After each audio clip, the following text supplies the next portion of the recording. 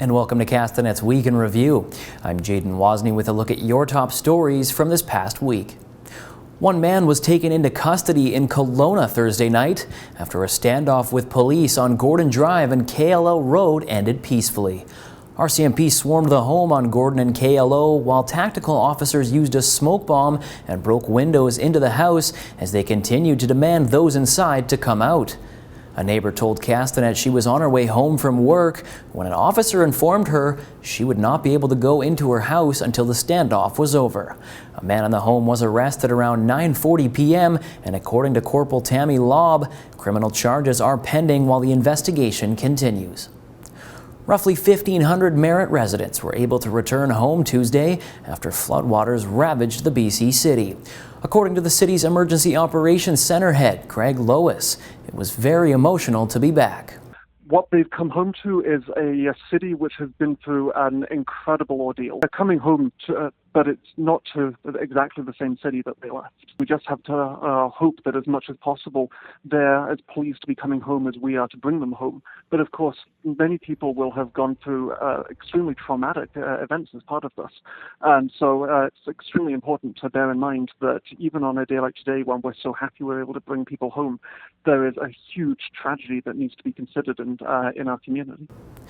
Mayor Linda Brown says residents of the Bench neighborhood, where road access is north of the RCMP detachment, are able to come home.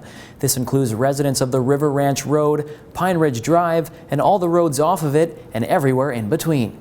Residents who are still evacuated are asked to head out to Kelowna or Kamloops to receive emergency support. The BC government has closed all highway routes between the Lower Mainland and BC Interior as a precaution as more rain continues to plague the province. Highway 3 between Hope and Princeton will be closed, as well as Highway 1 in the Fraser Canyon and Highway 1 between Popcom and Hope. Highway 99 between Lillooet and Pemberton will also be closed. The highway infrastructure in these areas is extremely vulnerable after recent storm events. More heavy rain in the forecast creates further concern. The duration of closures will depend on the weather, and the province will provide an update on Sunday in regards to the closures. North Okanagan RCMP are asking for the help from the public to locate a wanted man. 23-year-old Trey Robert Isaac is wanted for failing to comply with a probation order and is believed to be in the Vernon area. Isaac is described as 5 foot 10 inches tall, 115 pounds, with brown hair and brown eyes. Anyone with information on his whereabouts is asked to contact the Vernon RCMP. 2 robberies in 1 week at a Kelowna gas station may have been connected, according to Kelowna RCMP.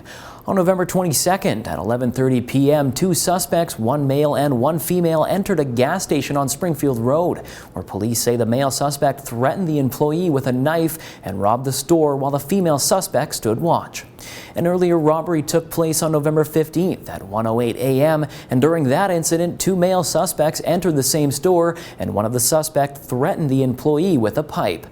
In both incidences, the police say the suspects fled the store on foot toward Copper Road and with an undisclosed amount of cash and merchandise. Police say they are investigating a possible connection between these 2 robberies.